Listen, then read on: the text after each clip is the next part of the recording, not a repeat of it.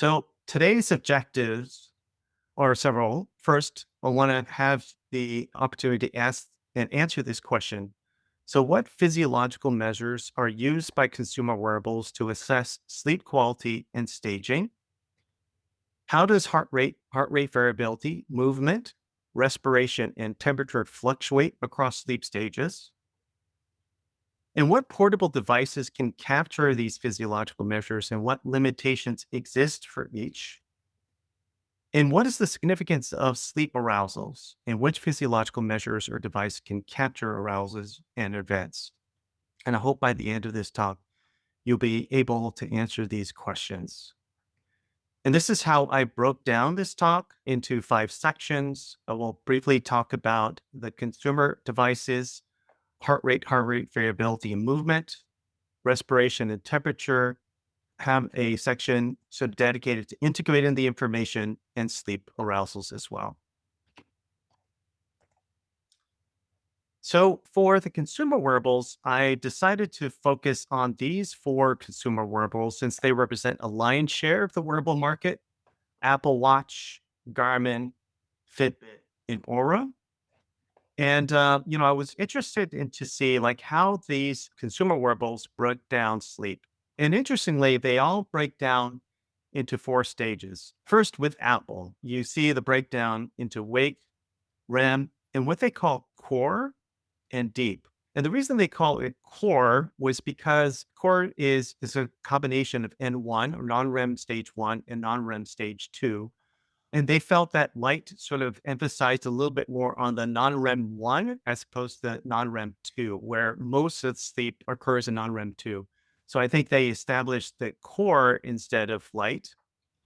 Whereas the other 3, Garmin, Fitbit, Aura, basically divided into the wake, REM, light, and deep. What I can see from the literature that's out there, light entails both non-REM 1 and non-REM 2 stages of sleep. What is interesting is that they all seem to represent the data the same way. And you could kind of see it here.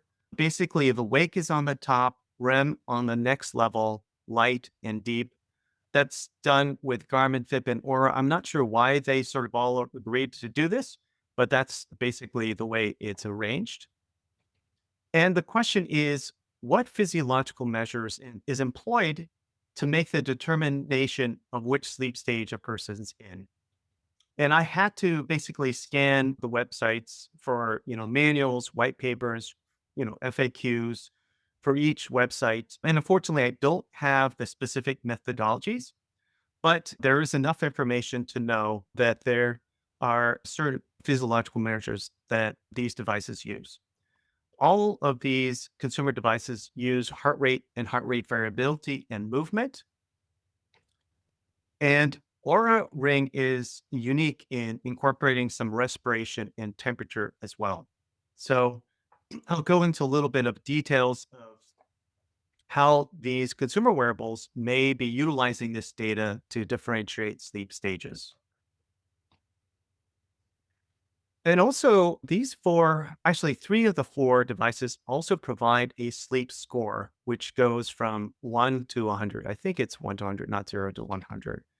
And they all have their own formulas. And again, I don't have access to how these formulas were established or even created and what type of preliminary work has been done to establish these scores. But what I do know is that Garmin, for instance, uses a sleep duration, which is adjusted for age, sleep architecture, time spent in wake, non-REM, and REM. And then they also incorporate some autonomic nervous system changes, particularly heart rate and heart rate variability. And then they also assess for restlessness, which is based on the number of times a person's awake at night and also the amount of movement.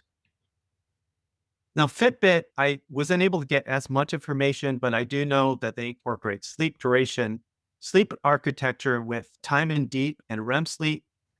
There's heart rate involved and then movement as well. And Aura has what they call 7 factors that come into their sleep score. 3 of them has to do with sleep duration, so total sleep time, sleep efficiency, and latency. And also, two of them, the additional two is time in deep sleep and time in REM.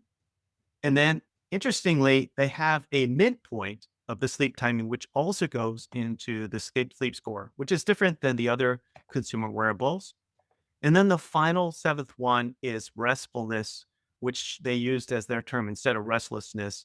It has to do with a composite score based on the number of time a person wakes up, the amount of movement, and getting out of bed. So the seven factors were three here, two, one here, one. So it adds up to seven. So this is what these three of the four devices provide a sleep score from 0 to 100. So if you've ever seen, like I often get a score of like 60 to 70 on my Garmin. I never understood why I'm so bad. And it would be great to figure out what are the components that's contributing to my poor score, but they don't provide that.